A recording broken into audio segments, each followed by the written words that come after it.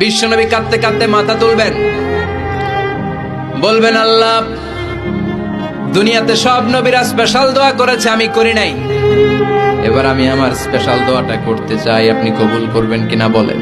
আল্লাহ বলবেন, নবী কি আপনার দোয়া বলেন? বিশ্বনবী বলবেন, আমার একটা উম্মত যার অন্তরের মধ্যে যাররা পরিমাণ ঈমান আছে, একবার আপনারে আল্লাহ বলে ডেকেছে, একবার আমি বিশ্বনবীর উপর দুরূদ পড়েছে, একবার শাহাদাতের বাণী আমার যে গুনাহগার উম্মত দুনিয়ার বুকে থেকে ঘোষণা দিয়েছে, ওই একটা উম্মত যদি জান্নাতে ঢুকতে না পারে, আপনি আমারে জান্নাতে ঢুকাতে পারবেন না। আল্লাহ বলবেন, সাল তুতা, সাল সাল তুতা, ওয়াশফা তুশাফা, শাফাত করেন নবী করেন, যার জন্য দোয়া করবেন আমি কবুল করে নেব।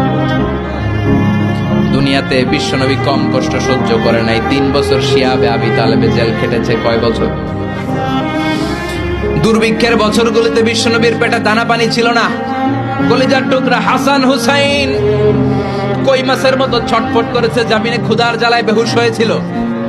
বিশ্বনবী যদি ওই স্পেশাল দোয়াটা করতেন, জান্নাত থেকে খাবারের বস্তা পাঠিয়ে দিত কে? ওই দোয়া করছিলেন? জেলখানায় আল্লাহরে বলছিলেন, আল্লাহ স্পেশাল দোয়া করলাম, জেল থেকে মুক্ত করে দেন, করছিলেন?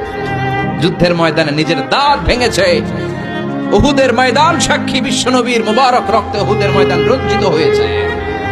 সেদিনও বিশ্বনবী ওই দোয়াটা করে নাই। চিল্লায় বলেন ঠিক কিনা? তায়েফের ময়দানে বিশ্বনবী কয়েকটা জায়গায়, 3 জায়গায় বেহুশ হলেন। বিশ্বনবীর মুবারক দেহ বেয়ে রক্ত ঝরলো। ওই কঠিন বিপদের দিনও বিশ্বনবী এই দোয়াটা করেছেন নাকি? কথা বলেন।